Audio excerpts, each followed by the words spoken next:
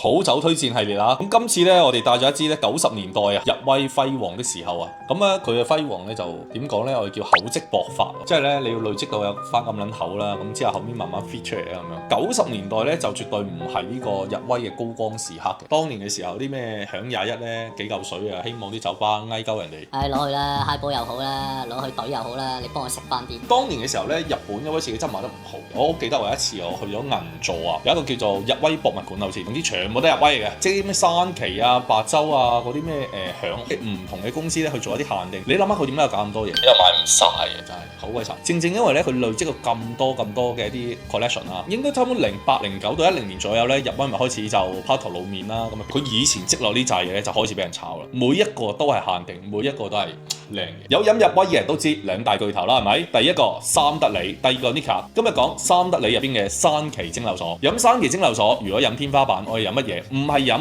55年，唔係飲50年，飲業主桶，因為佢係桶強。咁但係桶強依家閒閒地都萬鳩幾蚊嘅，有冇一個平替？今日拎一支筍嘢嚟飲下，樽出原酒。係啦，咁啊影緊呢個短視頻嘅時候，其實已經飲晒啦。首先留意下呢個位置啦，呢個叮咚就會有個所謂金花標啦。呢個係佢哋90年代嘅時候最中意用嘅。咁呢啲樽出原酒冇年份嘅，咁啊寫住58度啦。佢亦有出過一啲版本係有年份嘅。今日我哋攞支最平冇年份，依家市場價錢回落到差唔多3000出啦，比起以前平好多。我第一次攞到呢支酒嘅時候咧，嘅價錢接近7000蚊。嗰陣時係2023年，我邊飲邊講。咁啊原酒點解咁稀缺咧？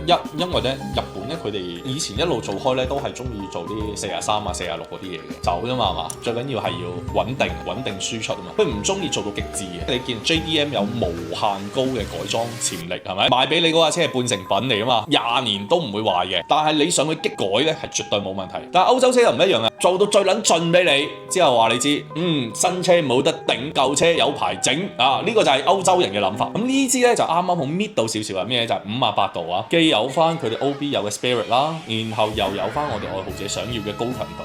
去到今日為止擺咗20零年喺個樽度啦，聞下先啊！哇，呢支就好含蓄喎，就係木質調咯，有啲煙燻感喎，我呼出嚟嘅最後一下係煙燻感嚟，朱古力調，好靚啊！呢支酒好飲飽滿。複雜內地啦，我哋喺我哋自己祖國嘅土地，我哋有一個拍賣網嘅，自己上去 search 下，3000零銀紙買得過嘅，推薦。下次有咩靚酒再同大家分享。